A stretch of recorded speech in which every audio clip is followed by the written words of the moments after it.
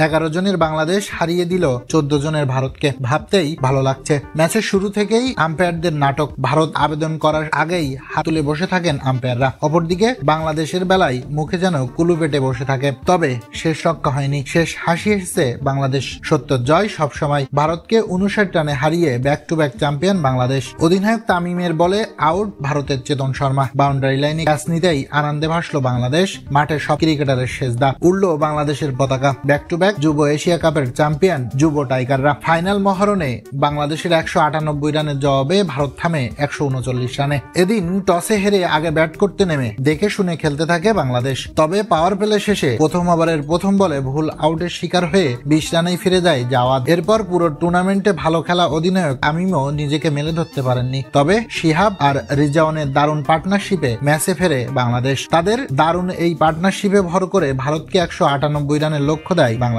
সেই জবাবে ব্যাট করতে নেমে শুরু থেকেই বাংলাদেশ বোলারদের আগ্রাসনের সামনে পড়ে ভারত, যেখানে বাংলাদেশের প্রথম সাফল্য এনে দেয় টুর্নামেন্টে দুর্দান্ত বল করা ফাহাদ। এরপর যখনই ভারত ঘুরে দাঁড়ানোর চেষ্টা করেছে তখনই ভারতকে চেপে ধরেছে বাংলাদেশের বোলাররা। ইমনের জোড়া আঘাতের পর তাসের ঘরের মতো ভেঙে পড়ে ভারতের ব্যাটিং লাইন আপ। শেষ পর্যন্ত 59 রানে হেরে বাংলাদেশকে চ্যাম্পিয়ন বানিয়েই মাঠ ছাড়ে ভারত। এমন জয়ে সৃষ্টিকর্তাকে শুকরিয়া আদায় করতে ভুল করেননি বাংলাদেশের ক্রিকেটাররা। লুটিয়ে পড়েন সেজদায়, যেটা ছিল সত্যি দুর্দান্ত।